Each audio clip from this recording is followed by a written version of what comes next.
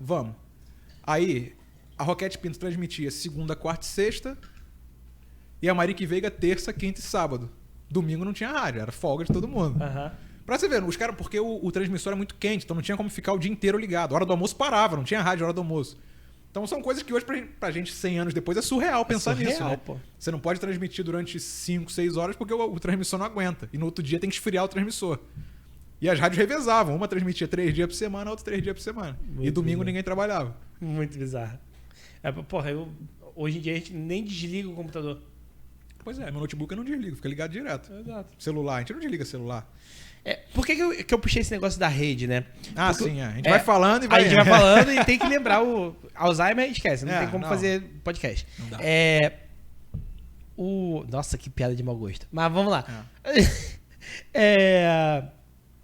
Nos Estados Unidos é muito comum rádio local. Sim.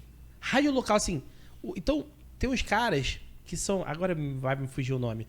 Mas tem uns caras que são muito conhecidos... É o Rádio Talk. Na cidadezinha dele ali. É. Tipo assim, é na cidade dele e nas fronteiriças, né? Aqui no Brasil a gente não tem muito essa cultura ainda, né? Tem. É diferente. É porque lá nos Estados Unidos tem muita figura do âncora. Por exemplo, tem o programa do Heitor. Todo dia na rádio tal, 800 AM, todo dia de manhã. Aí os caras pegam de 6 às 10 da manhã e é metralhadora. É notícia e o cara falando. Aí tem o programa do cara da ufologia. Todo dia, sei lá, de 2 às 6. Lá, mas eles têm uma cultura de nicho muito grande. Que aqui no Brasil tá tendo agora com podcast, inclusive. Né? Com o YouTube. O YouTube facilitou muito isso. Porque a gente teve a cultura da TV aberta que passa tudo, né? Você tá vendo a novela, pouco tem o futebol, aí depois tem o jornal, aí passa o filme. Inclusive foi pra TV fechada essa cultura também, né? A TNT hoje passa tudo. Passa filme, passa futebol, tem programa esportivo. Mas lá, não só no rádio, mas na TV também eles têm muita cultura do nicho. E o nicho inclui o local. Então, o cara que... Por exemplo, tem o Breno lá que fica todo dia de manhã lá na cidadezinha, uma cidade pequena do Rio, não sei, Varriçai, tem a rádio local. E em Varriçai, todo dia de manhã ele fala da cidade. Todo mundo vai ouvir o cara. Hoje ainda, rádio AM. Agora você falando, Cidinha Campos é isso, né? Então, aí aqui no Brasil, a gente teve alguns projetos de rede, de rádios e outros projetos locais. A Rádio Band News é uma rádio de rede, por exemplo, a CBN também, mas com muita programação local. Porque hoje você tem a facilidade de você ter os blocos locais. O Boechat era isso. A figura maior que a gente tem do âncora, que fala, e com conteúdo que as pessoas ouvem, ainda a pessoa pode concordar ou não com o que ele falava. E mesmo que o cara não concordasse, estava lá ouvindo todo dia, mandando zap pra rádio. Aí, Boechat, não concordo com você, não sei o que, ele botava no ar. É a figura do âncora, que ele soube fazer. Trouxe lá de fora, mas ele soube fazer, porque ele tinha conteúdo pra isso. E aí, mesmo que o cara concorde ou não, o cara para pra ouvir. E não só pro Rio, porque ele fazia um bloco nacional e depois ficava só pro Rio até tipo 10h30, 11 da manhã. Então, até outros tentam fazer assim igual, mas é difícil, né? Porque você fica muito tempo no ar e comentando de tudo e tem que ter conteúdo para abastecer aquilo ali, né? Às vezes ficam 2 pessoas, um lendo as notícias e o outro comentando, enfim. Mas é difícil. Mas lá nos Estados Unidos é muito proliferado isso. Né? Aqui tem menos. Inclusive, como você bem falou, na TV também. A TV é declaradamente de direita, declaradamente tem de muito esquerda. Disso, tem muito disso. Fox News completamente conservadora, a CNN completamente progressista. Então, essa posição ideológica que eles botavam de lado a questão de ser imparcial. Até porque a discussão teórica do jornalismo é muito difícil de você ser imparcial. Se alguém tá falando alguma coisa, esse alguém dará a interpretação. Até se não falar. Por exemplo, eu falei que eu trabalhei na rádio do governo do estado, né, durante um bom tempo, a Rádio Roquete Pinto, que hoje é a rádio do governo do estado. Se você tem alguma coisa que possa prejudicar o governo, não só o governador, né, o governo, porque a rádio é do governo. Se o governo cair, a rádio cai junto, pô. Né? É uma questão de sobrevivência da rádio, assim.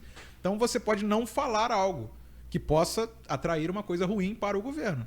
E não só o governo, eu dei o exemplo do governo porque eu trabalhei na rádio e não é um problema falar disso, porque é verdade, é a rádio pública. A TV Brasil é assim, que é a rádio do governo federal, a TV do governo federal.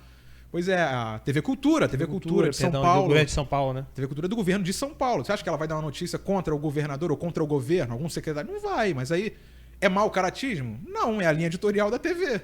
E todo mundo sabe. Só que lá é muito mais declarado, né, nos Estados Unidos. Lá é apertaça, assim. Então, mas entra nisso, dessa questão do nicho, porque você busca um perfil.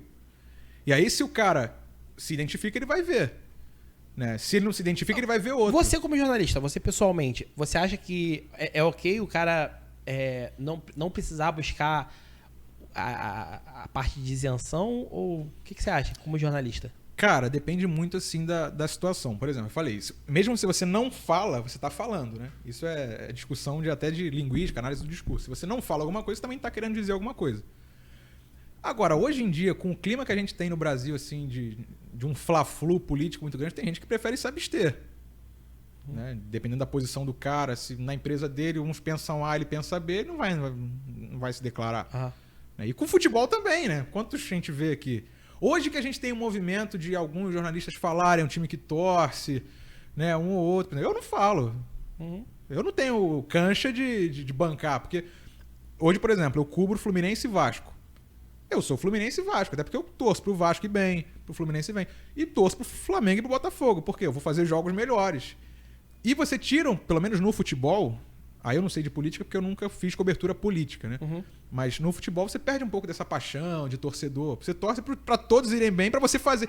Aí, se eu for, por exemplo, pra Minas, um convite de uma TV, uma rádio de Minas pra você trabalhar, eu vou torcer pro Atlético, vou torcer pro Cruzeiro, vou torcer pro América, porque eu quero fazer os jogos melhores. Eu quero que o time vá bem. O Vasco esse ano, por exemplo, eu tô cobrindo o Vasco na Série B. Porra, o que eu mais quero é que o Vasco volte pra Série A. Eu não aguento fazer Série B mais um ano, né? Fiz ano passado fazer mais um ano. Ano passado foi o Botafogo também. Eram 2 jogos de Série B por rodada. E, pô, tu não quer narrar Série B, tu quer narrar Série A, pô.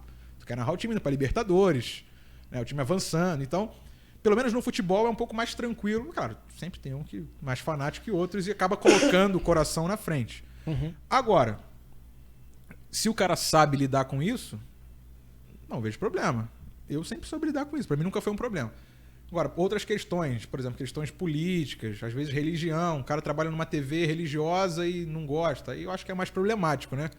E aí prefere até evitar o conflito. Então acho que depende muito de cada caso, assim. Não dá pra eu dizer, eu acho que tem que ser assim. Não dá pra cravar em pedra. Não, tem varia que ser muito. Varia isento. muito. Até porque você tem que seguir a linha editorial de onde você está trabalhando, não tem jeito. Eu acho impossível ser isento. Então, é impossível, mas você pode lidar com isso, eu acho. Então, mas tem gente que quer colocar isso no papel, fazer lei que tem que ser isento. Não, porque não existe isenção. Jornalismo não é isenção. Não tem como, não faz Nunca sentido. Foi. A questão é, você tem que ser honesto com o teu consumidor, com o seu Exatamente. leitor, com o seu ouvinte. Você fala, eu penso assim. Até porque, se a gente parar para ver, as pessoas têm dificuldade para identificar o que a pessoa pensa muitas vezes.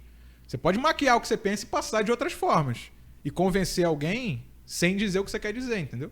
Isso é técnica de discurso, retórica, enfim. Então, eu acho que você tem que ser honesto. A gente pensa dessa forma. A linha editorial daqui é dessa forma. Eu gosto de dizer o que eu não sou. Tipo assim, o Heitor não é isso, não é Pode isso, ser também, não é isso. é um tipo de porque visão se eu interessante.